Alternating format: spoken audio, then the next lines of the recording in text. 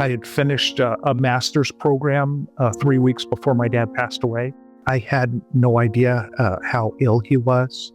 And it just kind of suddenly happened that, okay, he's here, he's in the hospital, he's passed away. To walk into a compound, a Laguna gallery, and a house, literally with, 60 years of collecting, dismantling the estate, which continues to today as, 6 years later. And it certainly brought up a lot of childhood memories. And, I had a blessed career, but I knew I was at the end of my career. An estate this size is a full-time job, and I did both for a year, but working 2 full-time jobs, something's got to give. And I decided at that time that I had a noble career, but it was time for me to choose a different direction. This is The Artful Painter, art lessons for artists, collectors, and people who love art.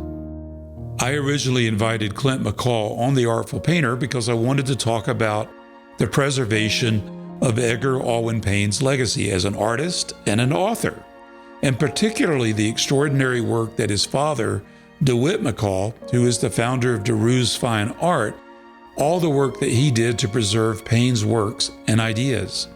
But as our conversation unfolded, I became increasingly interested in Clint himself. He did not set out to be an art dealer or a Payne scholar. He didn't set out to follow in his father's footsteps. Rather, he chose a career in law enforcement.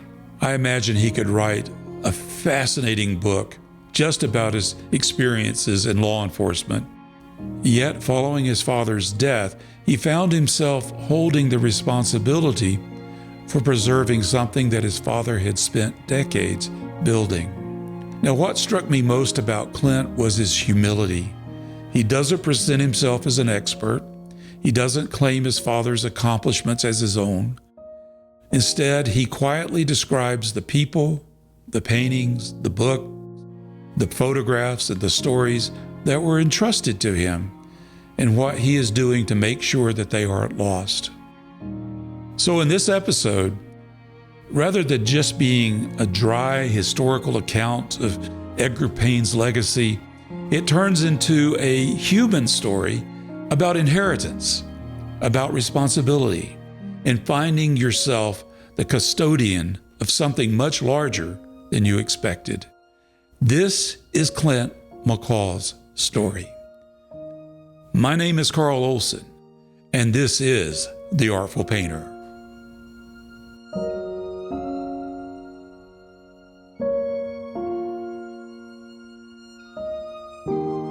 Where do you live, Clint? I live in an area, it's a rather newly developed area, and it's so hard to explain to people if you don't really know Orange County, but it's off the Ortega Highway inland from the Mission is probably the best way to describe it. Nice. So, yeah. Well, now I see there's some paintings behind you. Is that part of your collection? Yeah. So the one on the wall right there, that's a Edgar Payne that actually I picked up about 6 months ago. It came out of Jerry Bruckheimer's collection. My dad actually sold a lot of paintings to Jerry Bruckheimer, and they have a ranch in Ojai. And I found this at an auction house, and actually my dad knew the auctioneer, and I was fortunate enough to get it. And then he told me, yeah, this came from the Bruckheimers. And then that little one up there is Alfred Mitchell. It's Montezuma's Canyon, where the Indians built caves into the rocks, essentially. So, they look beautiful just from my Zoom window here. I learned a talent to clean them up and find the right frame. So I'm fortunate that I learned that from my father. So your father is a very interesting man, and And I'd like to talk about his heritage, especially preserving the California Impressionist and Edgar Payne's legacy. And you have since inherited that since your father's passing a few years ago. Right. So you're carrying the torch. I'm carrying the legacy on, hopefully the best that I can. Yeah. Tell me a little bit about your father, what you remember of him being involved in the art industry. So it is. He had an artistic skill. So my dad was born in 1936 in a suburb of Los Angeles. Post-Depression, growing up, he served in the Army when the United States was occupying Germany post-World War II. And we lived near Long Beach, which there were a lot of defense contractors there. And he got a job at McDonnell Douglas, and he carved the wood interiors of planes. What do you mean? You mean like the furnishings, or is it structural? No, the finish work, the wood where you would sit in the cabin. That's what he did. He carved a lot of the wood and built the interiors of the plane. From there, he became a taxidermist. I don't have any of his mounts, but I have photo albums of all the mounts that he did. And again, that's an art it's an art form. Back in the 60s, it was a lot more popular than, of course, it is today. And virtually you don't see that anymore in California. So from there, in 1968, he started the business DeRue's Fine Arts out of the garage of our home. I was 3 years old. For several years, worked out of the garage, framing paintings, pictures. He would, if he could put something in a frame and sell it, that's how he got his start. And he met one of our neighbors named Ken Jones, and the two of them formed a partnership. And they went in together and invested in a commercial building in the city of Bellflower. We were living in the city of Bellflower at the time, and the commercial building was about a mile from our house. And they started out a small building, and over the years purchased additional properties, including a residence. And it was essentially, by the time he passed in 2020, it was a large compound of buildings that became DeRue's Fine Arts. In the mid-90s, he purchased a commercial building in Laguna Beach and opened the Laguna Beach location of DeRue's Fine Arts. So in modern times, I say modern, closer to our time, the Laguna Beach location was probably the one that most collectors would have thought about. Well, I think the Bellflower building stayed iconic. So the Laguna Beach location served more to localize Laguna Beach traffic because Laguna Beach is such an iconic artist village.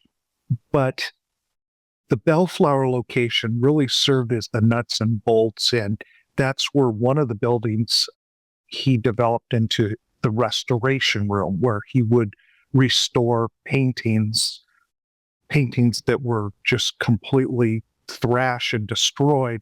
He could bring those paintings back to life with a state-of-the-art restoration technique he learned from a master many years ago when I was a child. He learned this restoration technique, which is an art in and of itself. Well, Clint, did you ever stand beside your father and just watch him do this work, or even participate in what he was doing? Well, much like many family businesses, on Saturdays and most Sundays, I would work down at the gallery, and it started, which is typical. I started sweeping and cleaning up, and I learned how to cut mat. I learned how to cut glass. I learned how to build frames. I learned how to frame pictures and paintings. I never learned the restoration technique, but I still have vivid memories of when I was a child, and the master that he learned from was named Clive Hollinshead. And Clive, we lived in Bellflower, and Clive lived in San Juan Capistrano in a ranch-style home. And I would drive down with my father while my father learned from Clive. And Clive had a big property with lots of animals. And I would go out and play with the animals and come in and watch my dad and Clive for a while. And so very vivid memories still. Sounds like you were never bored. No, I've had an interesting growing up in life. So Oh, that's nice. I like that. That's what a privilege to be able to experience that. How old were you at that time?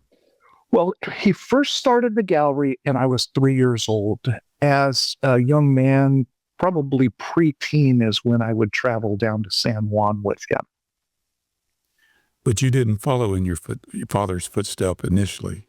You know, my father, I wouldn't say he had a free spirit like most artists, but he developed a passion, and the old saying, something similar to, develop a passion for a profession and you'll never work a day in your life. I truly believe that, he had two passions, art, and his outlet was going up to the Sierras, many of the same places that Edgar Payne painted, and he had a passion for trout fishing. So, Man. yeah. So he and for a while, as I was an adult, but we had a cabin in Big Pine for about 10 years, and so I've spent a lot of time up there in those mountains. But I never had the personality where I could not rely on a paycheck or insurance. So I think early on, I decided I enjoyed being around the art people, but I wanted stability in my life. And so I took a different path. Do you mind sharing what that path was? So I took an aptitude test when I was in junior high. The counselor recommended that I actually become a forest ranger. And I looked into the profession, but I thought, it might be tough raising a family. And obviously I would live in the mountains, and I guess I'm more of a beach person when it comes right down to it. So I went the path of law enforcement. So starting at 16 years old, I was involved in law enforcement up to 5 years ago, and I ultimately retired. So I started at the very bottom as a 16-year-old volunteer. I worked and was hired with different jobs and worked for different agencies. And I ultimately retired as the senior member of my organization, and I was a high-ranking official. You certainly gave yourself to the public in public service like that. It was public service, and I'm blessed that, now I collect a retirement, which was my goal in the first place. I have health insurance for the rest of my life, which was my second goal. And even more important, I've come full circle where now I'm essentially working full-time in the art field. I think that's wonderful. So here you are, full circle. You met a fundamental need that you had. You wanted that security. Right. Right? And that's a reasonable thing to expect. And now you're able to do that, and you're able to carry on the work of your father, at least in the sense of preserving the legacy of DeRue's fine art, and especially its connection with Edgar Payne. I think that's how I contacted you. I bought a book back in 2016, 2017. Right. And you helped me to identify this as the 7th edition. I think this is the first or second printing. Right. Tell from the photos. I like the way you changed the photos out. The paintings on the cover. Right. And this was recommended to me by two different artists that I really respect, Matt Smith and Ralph Oberg. So they recommended that I purchase this book when I was first learning how to paint. And guess where I bought it? There you go. DeRue's. DeRue's. On a side note, the painting on the back, This one. yes, there are only 3 known paintings that Edgar Payne did of flowers. That painting is called Sunflowers.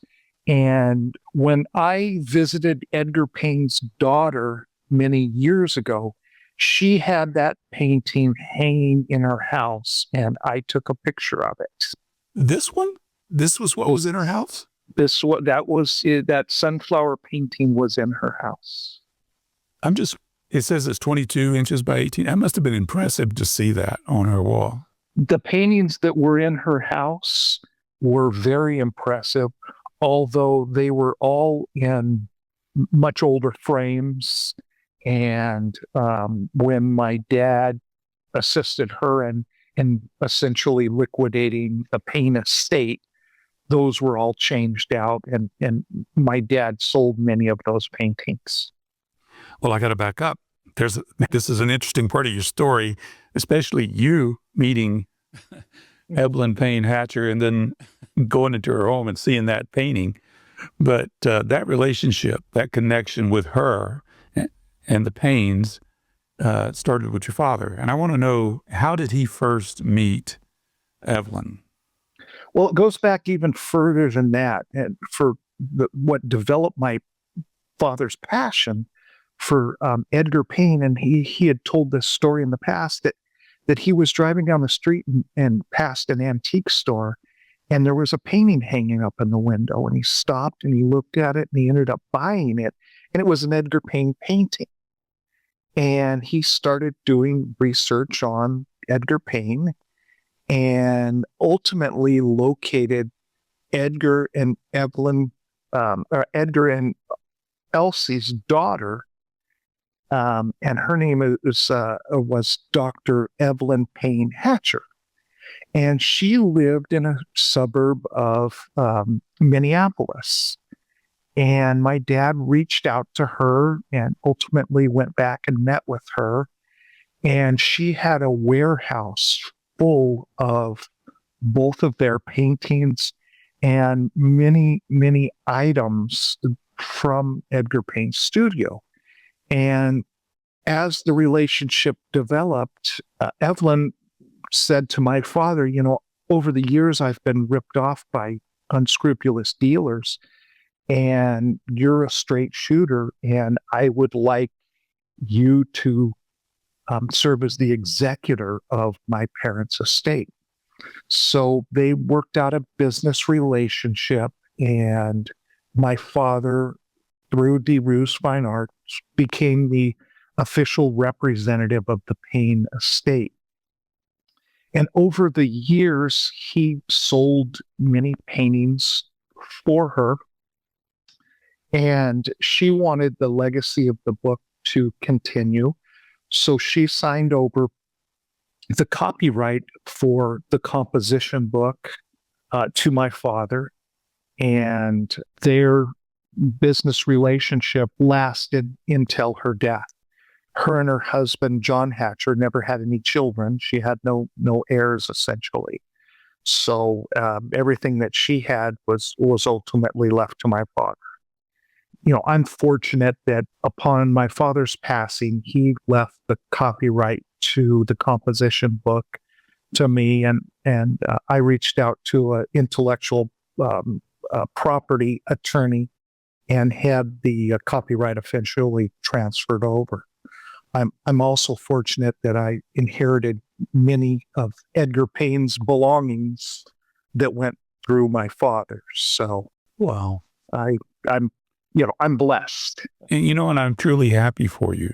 And you mentioned earlier, if I can circle back, that growing up, I had an appreciation for art, I would call it, not necessarily a passion. And as I got into my later teen years, I developed a passion for law enforcement and really put everything into law enforcement and education. And that's the path that I took. And so my travels to the gallery were less and less. And so that world was going away from me while law enforcement was coming towards me. And so when I was 22, I had a friend I met who through law enforcement who was originally from Minnesota. He and his wife decided that he was going to relocate back to Minnesota with their family and become a police officer, which he did. And about 6 months after he moved back, I took a trip to see him. And I was speaking with my father before the trip, and my father wrote down on a little pad and said, "Hey, why don't you stop by and see my friend Evelyn while you're in Minnesota?" And I said, "Okay." And when I got back there, I looked up the address, and she lived catty corner from my friend's in-laws. That's amazing. Exact same street. I mean, just the, across the street and a couple doors down. And so my father had spoken to Evelyn, and I went across the street, and we sat and had the lemonade on the front porch. And she said, I had a little 35 millimeter camera. She said, "Would you like to come in and see some of Daddy's paintings?" And I said, "Of course I would."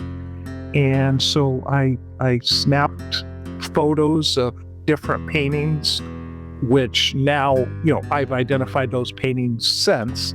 But boy, I guess, coulda, woulda, shoulda. I didn't have the passion at the time to fully appreciate what was there in front of my eyes.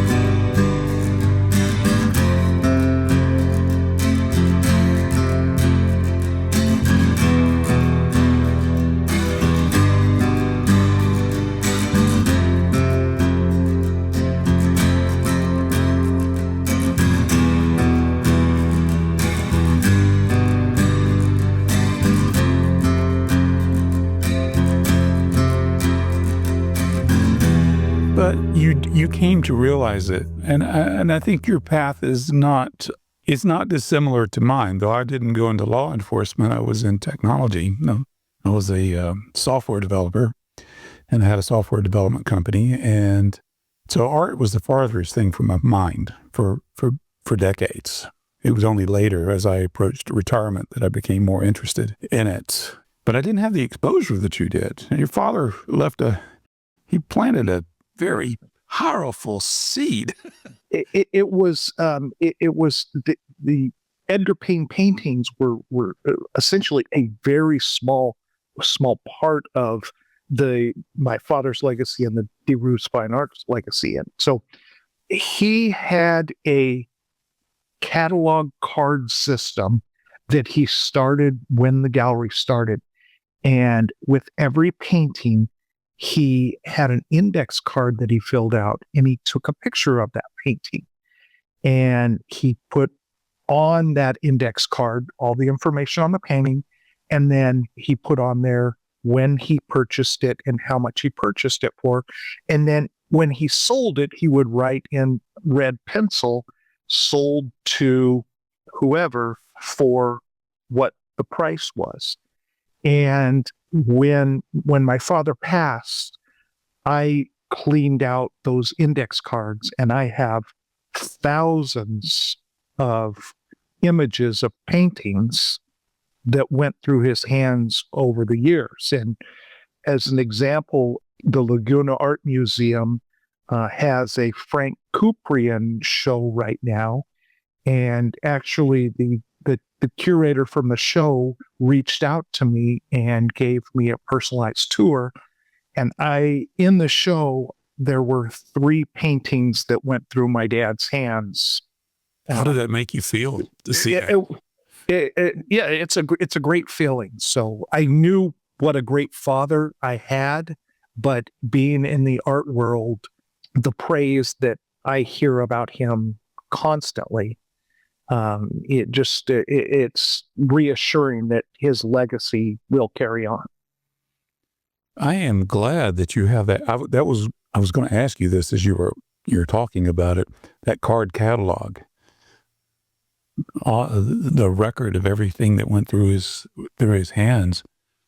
I mean, that's a tremendous record of providence on many of these paintings. As a side note, I bought a Edgar Payne painting a few months ago, and it's either an Arizona or New Mexico desert scene. And I was able to see that my dad sold the painting in 1995 and who he sold it to and how much he sold it. And I was fortunate enough, I didn't pay much more than my dad sold it. But I was able to track down that the painting had sat in the warehouse for the last 13 years in San Francisco. I bought the painting out of the San Francisco Bay Area. It was the painting was filthy, and so I've since had it professionally cleaned, and I cleaned up the frame, and it looks fantastic, like the day my dad sold it. Oh, wow. Well, so your father, he did art restoration, but now that he's passed away, who did you choose to use to restore that painting? I mean, that's a tremendous amount of trust to hand over a painting like that to someone to have it restored. So my dad mentored several people over the years, and one of the people that he mentored, who's a fantastic restorationist, I've reached out to her on a number of occasions since my father passed away and had her restore paintings for me, and I've also recommended other people to her. Very nice. Do you mind sharing who she is? I would butcher her name if I said it. That's the reason. Her name's Eva. And so I've always called her Eva. I've known her for many years. So We'll provide a link in the show notes. so growing up with my father, so he started off in the Bellflower Gallery, in early 70s. And it was attached to a liquor store next door. And so when I would work at the galleries, I would go over to the liquor store. And he subsequently ended up buying the liquor store. And then next door to that was a carpet and tile store. He bought that building as well. And then he bought the residence behind and turned the residence into a kind of a mini gallery. But in the gallery, at any one time over the years, there would be hundreds of paintings there. Gallery restoration rooms, the house next door. And then the garage served, my father sold up to 50 different titles of books. So the books proved very profitable for him. But, and growing up my whole life, there was always different paintings, and I could go and just marvel and walk through and kind of refine my appreciation. And Edgar Payne's work, although it was prolific in the gallery, was a small part of it. So, So who else was a part of that menagerie of incredible impressionist paintings? William Went, any of the great California masters. I couldn't do it justice. As I mentioned before with the index cards, I went through them. And I categorized the index cards, and so I have them now. If somebody was to reach out to me and say, "Hey, what can you tell me about this painting?" I can grab them, and they're in bankers boxes in my garage, and I'll grab them out. Again, when I saw that Edgar Payne desert scene was coming up, the first thing I did was go through the index cards and let me find out about this. So he literally hundreds, if not thousands, of different artists, mostly masters, but there were several contemporary artists over the years that he sold as well. And then same thing with the Laguna Gallery. He always rotated paintings through the Laguna Gallery. He seemed to have, just from what little I know about him, I mean, he enjoyed the greats, like Edgar Payne and Went and folks like that. But he also seemed to have a soft spot for the relatively unknown artists who also had amazing art. He did. He did a talent to promote them, and that's certainly something that he passed on to me. I have a number of contemporary artists that I know that I've developed relationships with over the years, and I run a website. I run the domain name derusfinearts.com, and so after my dad passed, I transferred that domain name over, and I use it as a vehicle to sell the composition book. And I've also reached out to a number of contemporary artists who gave video testimonials about the book. All of those artists I try to promote as much as I can.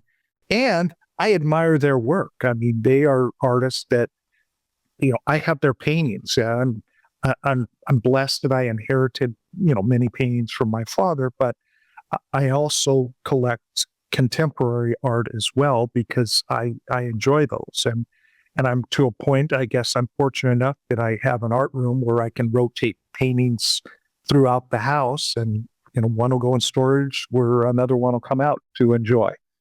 I imagine with your experience and your father's experience with properly caring for paintings, when they go out in storage, they will not get dirty and grimy. Well, right. And that's with my father's talent. So, it is an art to restore these paintings. It's an art form in and of itself. And so, he developed these relationships over the years to where there were many gallery owners that they came to my father and said, this painting's a mess, essentially. What can you do with it? And sometimes my dad would say, throw it in the trash. It's beyond repair. I know there were a number of Edgar Payne paintings that were so far gone that my dad said to his daughter, you can't do this painting justice by attempting to do a bad restoration job on it. It's not fair for the collector out there. It's too far gone. And so he drew up an agreement where those paintings were destroyed. I have mixed feelings about that. I do as well, but he was the expert, so I have to refer it to him. Was it my decision or yours? Was it? Yeah, it was the expert. And I sometimes think if you could just see even the dirty beyond repair paintings, right, there's something to learn. But on the other hand, it sounds like your father was wanting to protect the reputation of the artist. Oh, absolutely. And as kind of a side note, I follow a lot of auction houses, a ton of auction houses. And with my stepmom, it's kind of a running joke is there are a number of Edgar Payne forgeries out there. And I'm going to be the last person to call myself the expert because my father was the expert. But I've developed a knowledge, and I'm certainly not going to go on social media and say, "Hey, don't buy this painting," because it's not authentic. But I can joke privately that, I mean, some of these paintings that bear his name, not even a correct signature, are horrendous paintings out there. So not only forgeries. I was looking in an auction house, and there was another artist. I saw it this week. And written on the back in a second artist's hand, and both artists are identified, it said the color's all wrong, and it was the artist never intended this painting to go out in public. It was one artist criticizing another artist, and I do see out there sometimes things for sale, and I really wonder if the artist at the time ever imagined that representation of their work would be going out. Well, I've had artists tell me that they don't want all their art to be seen publicly. Right. They do want the bad ones to be destroyed. Yeah, because it does affect they feel that it'll affect their reputation. Me, I'm not going to judge them based on, right. I have my own collection of bad paintings that I've done. I know of one contemporary artist who will sell you a painting, but he won't sign it. because he says, "Hey, this is a practice painting. You know, if you want to buy a practice painting, you can, but I'm not going to sign it." So, Well, if I'm interested in buying Edgar Payne, an Edgar Payne painting, somebody's got it for sale. It's on eBay or one of the auction houses. What steps as a buyer of that work could I take to ensure that I'm getting the real deal? that's tough because, as my father said before he passed, the internet's really changed everything. The internet has changed in the art world the whole business mode. Maybe for the positive, there may be some negatives out there, but again, I see things popping up out there that I would never touch. So it really takes an expert eye, and I don't think I've developed that expert eye. I probably will never develop that expert eye that my father had. But I know enough to where I'm going to stay away from styles, the way the painting is done, even just the look, the signature. I mean, Edgar Payne's signature changed at least 3 times over the years. And based on the genre or where the painting takes place, if the signature doesn't match to what he was painting at the time, that's obviously a huge red flag. There are great auction houses out there to buy paintings, and there are other auction houses that, buyer beware. I know there were a number of auction houses that if they had a question on an Edgar Payne and sometimes other artists, they would call my father and say, "Hey, can you come down and look at this painting?" And he would go down and give them his expert opinion. So So he was looking at the signature. Did the signature match the style that Payne was using at that time? Yeah. The brush strokes. There was so many things that he looked at to determine, hey, is this a legitimate painting or not? And Payne's style did change. I mean, you look at some of his earlier. I mean, the brushwork is very different than what you would see later in life, like his Southwest series, the Sierra Nevada paintings that he did later in life, and absolutely, they're all different than what he did early in life. And yet he was. I'm not saying he was a bad painter then, or it was just his approach to painting was very different when he was younger than as he got older. And when he was younger, there was a lot of attention to detail. There was a tree, you would see every branch. And I have a painting that he did later in life up in the Sierras, and the brush strokes are very wide. After he went to Europe and came back, he was doing paintings much faster and with, I wouldn't say less attention to detail, but a different style than before he went to Europe. Who are producing these fakes of Edgar Payne paintings, or others for that matter? Who's doing that? Somebody trying to make a quick buck. It may be a painting from that era that doesn't have a signature on it, but they're adding a signature. Again, I've seen some. Edgar Payne didn't paint many watercolors. I'll see Edgar Payne watercolors pop up that are not Edgar Payne's. He did a lot of gouache. There was a time that Edgar Payne had pneumonia, and he was confined to his house, and most of his gouache paintings were done at that time. So Edgar and Elsie Payne were married for a number of years. During the time they were married, Elsie painted mostly gouache. And Edgar Payne, being essentially the master, he painted oil. And it wasn't until after Edgar passed from cancer that Elsie really embraced the oil painting and essentially changed her painting style from one medium to the other. And it was after he passed that she really developed a passion to push his legacy. And she carried that passion on and eventually passing it to her daughter for the remainder of both of their lives. Well, I think that's a point we sometimes forget, is that Elsie was also an artist. Do you have any of her paintings? I have an oil painting, a Southwest still life oil painting. And then I have a gouache eucalyptus painting that came from her daughter. And when my dad was working with the Payne's daughter, liquidating everything, Elsie had made little clay statues. And these statues were very delicate. And my dad suggested that they cast in bronze. So he made there's 4 of them, a limited series bronze casting of these statues. And I see them pop up for sale every once in a while.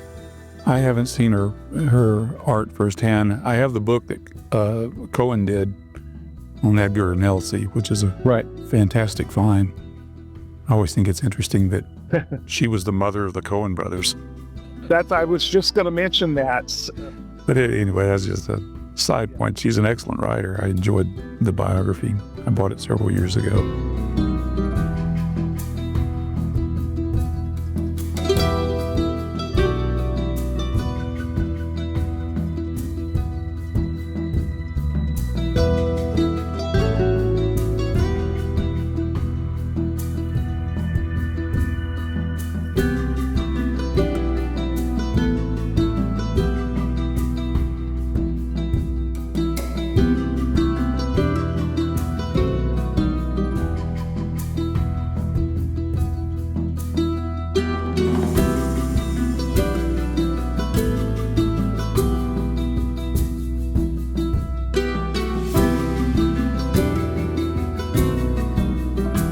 So when you think about your father's legacy, when did you start sensing that this legacy would become one that you would continue? Was he grooming you for that? Was there ever a discussion? So the discussion was early on. I really believe that, as a teenager, he wanted me to become part of the business and take over the business. And at the time, it was a hard no, for the reasons I listed before, that I wanted financial security. And, I knew in the back of my head, one day, hey, I'm going to inherit some art. And, it was thrown into my lap kind of unexpected because my career was going strong. I had finished a master's program 3 weeks before my dad passed away. And I had no idea how ill he was. And it just kind of suddenly happened that, okay, he's here, he's in the hospital, he's passed away.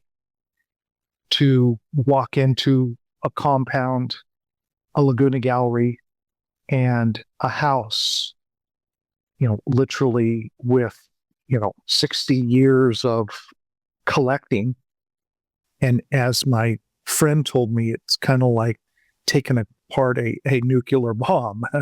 You just have to do it, one bolt at a time, and you have to be careful what you're doing. And it was dismantling the estate, which continues to today, as 6 years later, we're sitting talking, and it certainly brought up a lot of childhood memories. And I had a blessed career, but I knew I was at the end of my career, and an estate this size is a full-time job, and I did both for a year. But working 2 full-time jobs, something's got to give, and I decided at that time that I had a noble career, but it was time for me to choose a different direction. As you were going through the estate, did you learn something about your father that you hadn't known before? Was there something that just jumped out at you and you said, wow? I learned, I guess it would be many things, but again, his passion for art was maybe surpassed by his passion for fishing. And he would make his own, the craftsman, he would make his own fishing lures. And he had a whole office set up at his house to make fishing lures. And, when he wasn't at the gallery, he was in the Eastern Sierra. So I didn't realize the enormity and I had grown up around everything, and I didn't realize the enormity of everything that he had. I mean, you know, signed books by Edgar Payne, signed books by William Went, things he collected over the years. When I was a child at the gallery, it was way before the show American Pickers came on, but there would be a steady cast of characters out of a television show that would come by every Saturday. Saturday was the day. And my dad would buy things from, and my dad called them pickers. Hey, the pickers are coming by today. And they would stop by for lunch. There was one older gentleman that would sit and smoke his pipe in the gallery. And they were a regular cast of characters. And my dad would buy things from them. They would go out to garage sales and antique stores and, estate sales. And sometimes I felt like even if my dad didn't need something, he would buy it from them, so they'd keep coming back. So he liked the pickers coming by. Oh, he loved it. He would buy things, and they may sit 20 years before he resold it, or they were still sitting there when he passed, and I ended up selling it on eBay. But it's just thousands of different things, ashtrays, brass ashtrays, collectibles, from the 20s and 30s, statues, bronzes. One of the items we found was a blueprint for an electric chair. I believe it was from the 1850s. I believe it was from North Carolina or an eastern state. We ended up shipping it to an auction house in that region and selling it.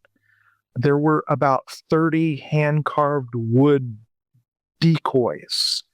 He was an art dealer. He wasn't a decoy dealer, but things that people sold to him over the years. And, that was another fascinating thing over the years that, as I became older, working full time, raising a family, I lived far from the Bellflower Gallery. So I wasn't in the Bellflower Gallery a lot. I visited my dad in the Laguna Gallery, but the Laguna Gallery didn't have all the tchotchkes and toys and unusual items. But every time I went to Bellflower, there were always new, fascinating items there. Stuff you'd never even think of. But if maybe you go to a flea market and you'd see these things from a dealer. Well, it's fun to go to these little shops. We got a place down here called Boardwalk, south of Montrose. There's a lot of kitschy stuff that every once in a while I'll find something and say, I want that. I have found like old slide rules and fold out stiff rulers. Yeah. What you mean something like that? Yeah, exactly. Guess who that belonged to? Who did that belong to, Clint? Well, we've been talking about him. No way. That was Edgar? This was Edgar Payne's ginger jar. It's actually, these are his paintbrushes and pencils. This he used this to hold his paintbrushes, and there is a painting where he painted this. I have an image of that painting. I want to see that. That is pretty neat. And so the ruler was Edgar Payne's as well. Yes. Well, I understand he was also kind of a woodworker as well, made his frames and things like that. Yeah. Okay. So these things belong to him. This was a little like brass pot, wood carver. He carved this chest. My dad had two of those.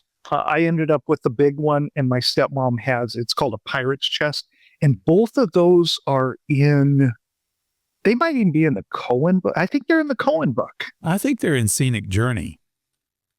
Maybe they are in Cohen book. Yeah, they're in Scenic Journey, but they're in one of the I think the Cohen book. You know a lot of the photos that were used in that book, don't you?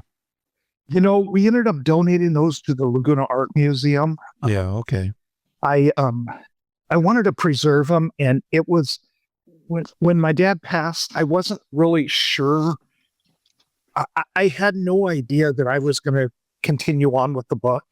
And, in hindsight, they've been put in storage at the Laguna Art Museum. In hindsight, I wish I would have scanned all those before I did it for social media and to share.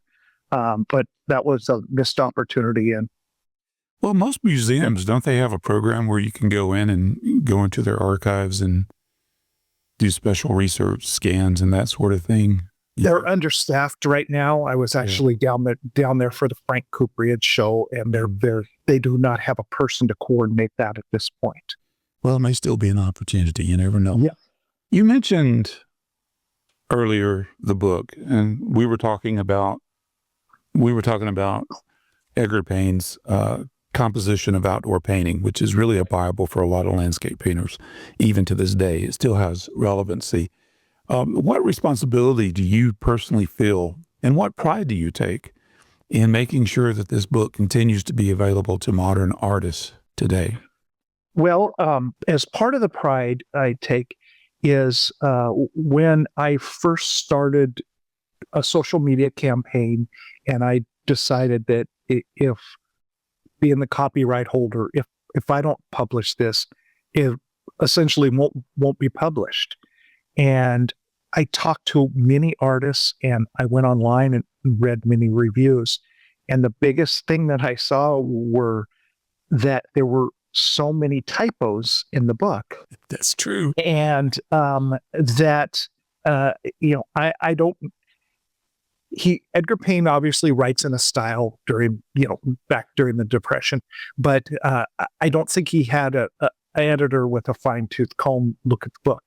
So what I did was, when I was in law enforcement, one of my duties was I was the person that people gave their reports to essentially redline, because I had a knack for writing. So I read the book and I fixed all the typos true to what I believe Edgar Payne would have wanted. I didn't change the spirit of what he was reading, but there were a number of words that were misspelled. There were punctuation errors. So I did not change anything substantive, but I made it easier for the contemporary reader to read and not say, he meant exit where it says edit. There were a lot of small typos that I've corrected. So I felt that stayed true to his word because he was the master, but correct those things to make it easier on today's reader. So right now we are on the 8th printing of the book. I should say 8th edition, first printing. And this book is available on Amazon, although the cover is different on Amazon. Or if it has the sailboats on that, I'm working with Amazon to correct that. But the sailboats is the past issue. This if you were to order on Amazon, you will get the book with the Sierra painting. If a listener would like to contact me through social media, I also offer the book actually a bit cheaper than Amazon if they were to direct message me. And again, I post both Facebook and Instagram under the title of the book, Composition of Outdoor Painting. And that's how we interacted. And I'll vouch for Clint. I've gotten some things from him, and prompt and in good condition. So I appreciate that. Who's doing the printing? Who does the printing of the book? I have a printing company out of Minnesota. They're not acknowledged in the book. Oh, okay. But they are the printing company that has done the printing for years, that the Payne's daughter actually reached out to. So they understand that they have all the images. And kind of going back to what we were saying earlier is, after my father passed, and I started going through the estate, and he not only had this book, but he had about 50 other titles. So when you say he had 50 that he was publishing, or he was publishing in his library like I have back here? No. He in his library, he had thousands of books. Oh, man. In he was publishing. There were about 50 different titles of books that he was publishing, and he sold through the gallery website. So there was a separate book business from the gallery, and obviously I realized that a one-man show, I was not going to be selling 49 other books. So I decided that, trying to think what would my father really want me to do is carry on the legacy of this book. It was very important to him. And in the current printing, there is a tribute to my father. There's a photo of him and the Payne's daughter as well, and a little history on how my father came to be the steward of this book. It's a beautiful tribute. I appreciate you sending it to me because it's not in the edition that I have. I have an older edition, so it's not in there, but it's I think it was a fitting edition. Right. And that's the advantage of buying the newer editions of composition and outdoor painting. You'll get to see this. And what a beautiful legacy that both you and your father, I think you have a lot to be proud of too. You've accomplished quite a bit, Clint, both in your service of the community as well as the art community. I think that's quite a legacy to have. And again, it was something that was just by happenstance I developed. I thought, well, I have all these images, I have these stories, I want to share them with other people. So I decided, I'll start this social media campaign essentially. And so what I do is every day I post an image, and then I'll either do a quote from the book or I'll write something about Edgar Payne. If I'm out at art shows, I'll try to post what I'm doing that day at art shows, and I'll try to spotlight those contemporary artists that I've become friends with, that I admire their work.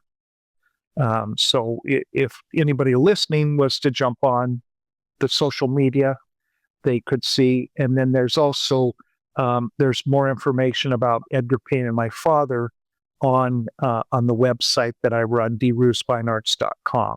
And you can also order the book through a link to Amazon on that website.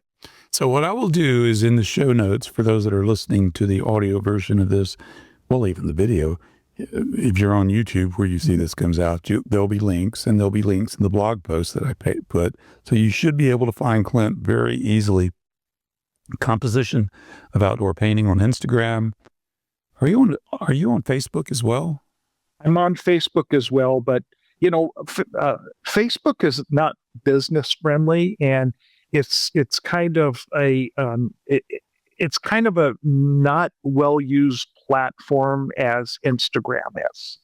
Yeah, I prefer Instagram. I still use Facebook, but it is frustrating. A lot of the older artists will be on Facebook, where I'm not on TikTok, so I'm not that advanced. So Clint, do you ever go out and do like a lecture or anything like that, talking about this legacy that you had with your father and the California Impressionist and Edgar Payne and others that you've come across? I've never done that. I'm out at a lot of art events, and I see, unfortunately, the contemporaries of my father, I see less and less. And one thing that I've noticed is the type of art that my father sold, the early 19th and 20th century American art. Those galleries I see less and less, and a passion for art I see less and less, and I think it's a generational thing to where, before, growing up, people would buy these gorgeous paintings, and it would be the centerpiece really in their house. And now there's a lot of commercialized art out there, and again, it's a generational thing to where, my father and even me, I'll see a painting, and I have a painting here in the house that still reminds me of my childhood. It's by an artist named Carl Moon, and it's called the Indian Dance. And that takes me back to my elementary school days in our house in Bellflower, because it had such a prominent space in our home. And I have that displayed in my office that beckons back to another time. Well, visual art doesn't appeal to someone with a very short attention span. And I don't mean that disrespectfully. I know that there are people that have problems with ADHD and that kind of thing, but it's a slow burn for me. I love to linger. I'm the guy in the museum that the docents are looking at, and the guards making sure that he's not going to touch it. But I like to linger over an image. I have my own personal collections, very small. One of them is, I have a Frank Serrano that Frank sent me, and I love look. Every morning I walk by that painting. I have a Len Schmiel. Yeah. I walk by Len Schmiel and I see his painting. They're small, but they're so full of life, and they put a pep in my step every single morning. Do you experience that? You know what I'm talking about. I do. And Frank's great. You mentioned Frank. He's a great artist. There are a number of contemporary artists who I collected their work that there's a young up and coming artist who has become a personal friend of mine out of Laguna Beach, named Mason Cole Williams. He's at the Festival of the Arts this year, which is a juried show to get into, and it's actually rather difficult to get in. Second year in a row that he's there, but I went down to see the show a week ago today, and he gave me VIP tickets to the artist premiere. But he had posted on Instagram a painting that he had done of the San Clemente Pier, and San Clemente Pier holds a significant place for me because my long-term companion, her and I, our first date, we walked along the San Clemente Pier, and as soon as I saw that painting, I messaged him and I said, I want that painting. He says, "Oh, wow, okay, I haven't even varnished it yet." And I said, "Let me know." And I went down and we have that in our family room. And again, it every time I look at it, I see something different, but it stokes those memories of that first date we had together. So I could not end this show on a more beautiful moment than that. That is awesome. I appreciate you sharing that. Clint, it's been a real pleasure, an absolute pleasure to have you on the show. And I know there's so much more we could talk about, but we'll have to do it another time. I feel like there's a book in you. There's a book in you. A book about your experiences, your father's experience and his legacy. I'd buy it in a heartbeat. Well, thank you. It's been a pleasure.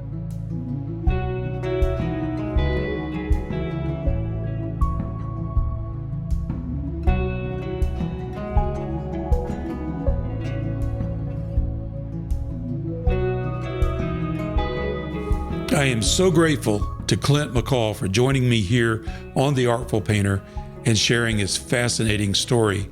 To find out more about Clint, one of the best places I think is to go to Instagram and follow his account there. It's at Composition of Outdoor Painting. Of course, that's taken from the title of Edgar Payne's book, which he is now the caretaker for.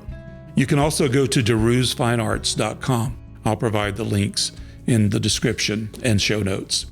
Now, some of the books that we talked about, obviously, Edgar Payne's Composition of Outdoor Painting. Highly recommend this. Any outdoor painter, landscape painter, will want to have this edition in their library. In fact, several years ago, it was artist Matt Smith and artist Ralph Oberg that recommended that I buy this book, and so I did. Now, the copy I have is the 7th edition, so this was published several years ago. The latest edition is the 8th edition. That is the one that Clint talked about, where he corrected some of the typos and included a preface about his father, DeWitt McCall, as well as Evelyn Payne Hatcher. So that's a great addition to have. I probably should order the 8th edition to make my library complete. Now, there are not very many books about Edgar Payne, so I'm going to show you a few, and I'll provide links to these as well. Now, this is an older book. It's called Edgar Payne, 1882 to 1947. This one is published by, was published by Goldfield Galleries. It's a really nice volume. It's not the easiest one to find, but if you can find it, I would get it. And then this is the one that Clint and I talked about today, The Paynes, Edgar and Elsie, American Artists by Rena Cohen. Excellent book. If you can find a copy of this, get it. This is probably the most complete biography of Edgar and his wife, Elsie. I recently got this book directly from Clint McCall.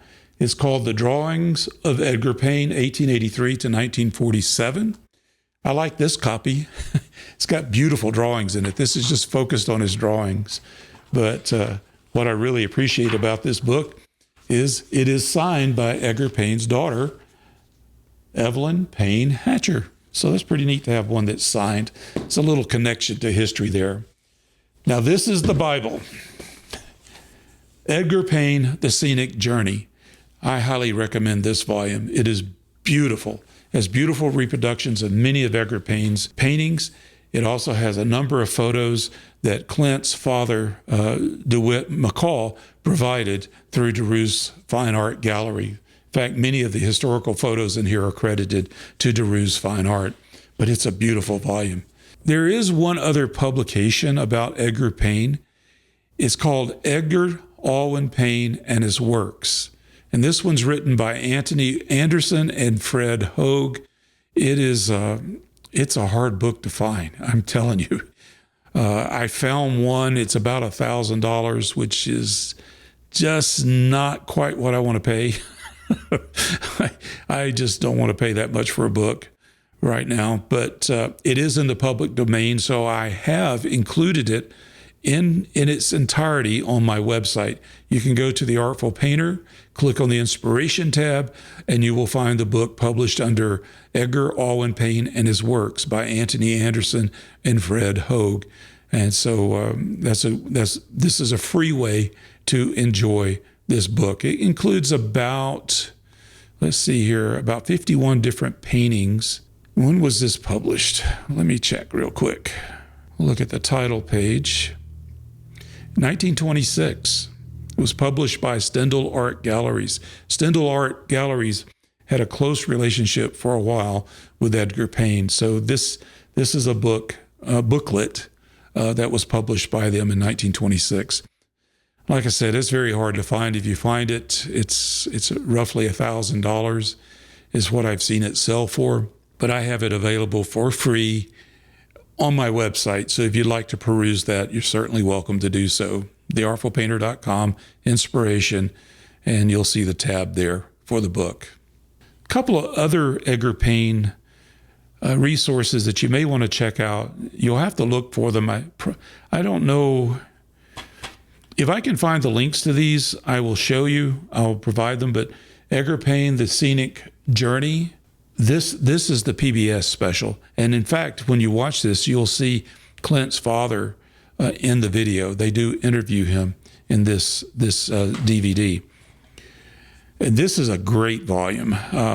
Sierra Journey, Edgar Payne, 1883, 1947. This is a film that Edgar Payne produced himself. And it's really fascinating. So if you can find a copy of that, I highly recommend that you pick it up. I'd like to take a moment to acknowledge several people who have made generous donations to the Artful Painter. First, I'd like to acknowledge Priya Gore from Australia. She is an amazing artist. You may recognize her name because, well, she was a guest on this show several years ago before I moved to Colorado. To find out more about Priya, go to priyagore.art and also on Instagram @PriyaGoreArt. I'll include links so you can find her easily. She's an amazing artist. She does these large-scale paintings that features birds. They're just absolutely beautiful. So please check her art out. And I will say this is not the first time Priya has expressed gratitude and support to the show. And so in turn, I want to express my deepest gratitude to you, Priya. You are amazing. Thank you. I also want to thank T. Young from Honolulu, Hawaii, Carol Hansen from Oregon, Kelly Anderson from Arizona, Margaret Evans from Colorado, and also Dan Siegel from California. Now, what's interesting about Dan is he is not a visual artist. He is a musician. So, Dan, thank you. Thank you so much. And thank you for creating all this amazing music. If you go to his website at dansiegelmusic.com, I think he has well over 20 different albums that he has produced and does an amazing job with that. It's very inspiring. So check that out. So again, I just want to thank everyone for their financial support of the show.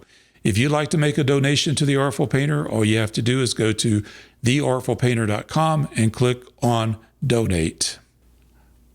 Now, the next thing I'd like to do is share some listener feedback. I haven't done this in a long time. I get several emails every week from people all over the world. Now, I read every single email that I get, but I'm not able to share every single email, nor am I always able to reply. I hope you will be merciful, okay? But I do want to take a moment to acknowledge a few of the messages that I have received. Just be assured that I am very grateful for every single comment or email or message that I receive from you. You may do it through my website, through my contact page. You may do it in response to an email that I send out. You may comment on a YouTube video or on my social media. Be assured that I read every single one, and I am very, very grateful. So the first one I want to share is from someone that I've been receiving emails for a long time. I deeply appreciate it. He and I have something in common. We have a love for aviation. He is a retired airline pilot, and he worked for a company that was a client of my company. I had the privilege of working with this client for about 15 years. I wrote the software that tracked all the tool calibrations of every piece of equipment that touched an aircraft that you fly in, okay? So it was a safety thing that the FAA required, and it was my software that was used to track the tool calibrations. And Mark was a pilot, an airline pilot. And, well, I gave you his name, didn't I? Mark. But I can't pronounce his last name. Mark, you gotta send me a phonetic pronunciation of your last name. Is it Werkema or Werkema? It's Werkema.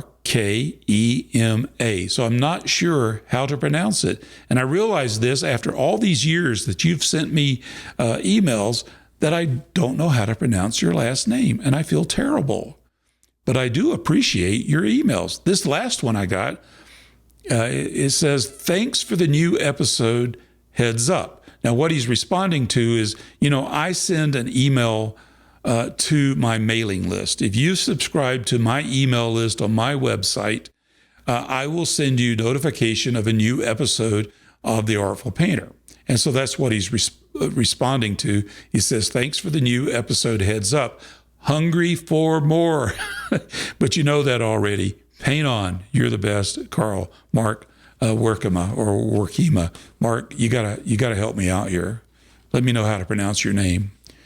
But one thing I really appreciate about Mark, he is also an artist and photographer.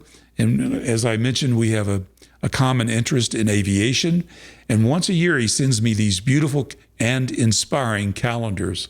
I deeply appreciate that, Mark. Thank you so very much. My next email is from New Zealand or Panama. I'm not sure. Well, this is what it says. Hello from a New Zealand artist living in Panama. There you go. I haven't listened to the episode yet, but I just wanted to acknowledge your beautiful writing and how well you honor and describe the artists that you are sharing with us. It's so inspiring to me, and I'm deeply grateful for the beautiful content you create. With love and gratitude, Cassandra, the joyful artist. Man, I love that, Cassandra. Thank you for your beautiful email. And I really do like your tagline there, the joyful artist. Thank you. Now, my next bit of feedback is from Lisa. Now, she started off with a voicemail. I have a voicemail widget on my website. It records high-quality audio that I can download and I can include in the show. It's by SpeakPipe. Now, right now, I have it set to a very limited duration. I think it's about a minute and a half. The reason is I have to pay for it. And it's a feature that very few people have ever taken advantage of. So I just stopped paying for the longer duration amount for this feature. But Lisa was kind enough and brave enough to leave a message. So let me play a portion of that message. Hey, Carl. My name is Lisa, and I just wanted to tell you I just happened upon your podcast today because I had come across a video from Christine Lashley and was really resonating with her and thought, wait, I wonder where I can find her on podcasts, and did a search and came upon your podcast from an interview with her quite a while ago, I think. But it just spoke to me so deeply, and it's your podcast is what I've been looking for. And so today I listened to your recent one with Brad Thierry and the poetry of art and what that means to us as artists. And I just want to tell you thank you for what you give to artists and the journey that it is. Now, Lisa, I really appreciate what you said there. And I'm sorry you got cut off. I could tell that you were getting into something that was really heartfelt. And I wish I could have heard the whole message. But she did send me a follow-up email, and this is what she said. Thank you so much for what you do. I think I got too long-winded on my voicemail. Now, Lisa, you did not get long-winded. It's just that I tricked you. I had it set too short. And but I appreciate you giving it a try. But she continues, but I want to let you know how much I appreciate you and your art conversations. So, Lisa, thank you so much for the voicemail and the email. Now, here's one. This one's kind of scary, okay? It begins like this. Hey, Carl. I've been binging The Artful Painter. Just finished your episode on plein air painting and changing light. And it got me thinking. Now, let me just stop right there. When I read that sentence, it's vague enough to indicate to me that they haven't really listened to the show. I don't have an episode on plein air painting and changing light. I have guests,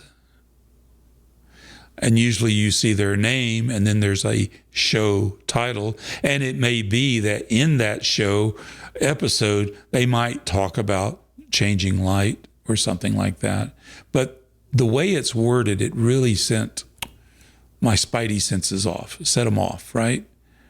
Anyway, the person continues, so I built an AI clone of you. It's private. Nobody has access. It talks like you, and it talks about composition and color mixing, and it just kind of blew my mind how it nailed your teaching style. Want to see it? And it's signed Diana. And let me tell you, that was an extremely emphatic no. Gosh. That's scary to think that they would do that. And I know they can do it. I know the technology is there. I've experimented with it. I have very mixed feelings about AI. I'm not opposed to it, but I'm also very cautious. But this email scared me. Why would someone take the initiative to clone me and then want to pitch it as a service? Man, no, just no. Well, that's enough of that. So again, I really appreciate positive feedback from everyone. You can go to theartfulpainter.com and click on contact and tell me your story. Have you received a scam email like that? Or have you gotten a really scary AI clone email? Let me know. Let me know. Now, if you would like to reach out to the Artful Painter, go to theartfulpainter.com and click on the contact page. You can send me an email, or if you keep your message really brief, you can leave me a voicemail.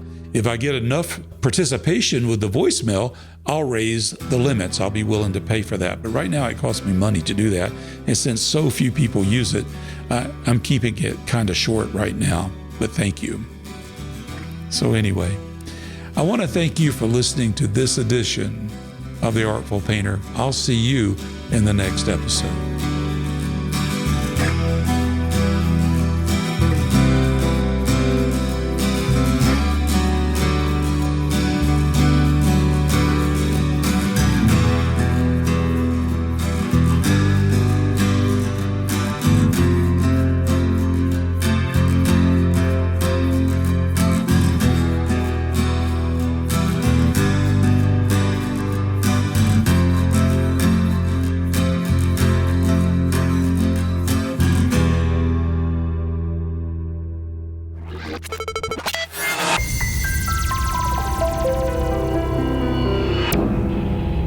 And we're getting a picture on the TV.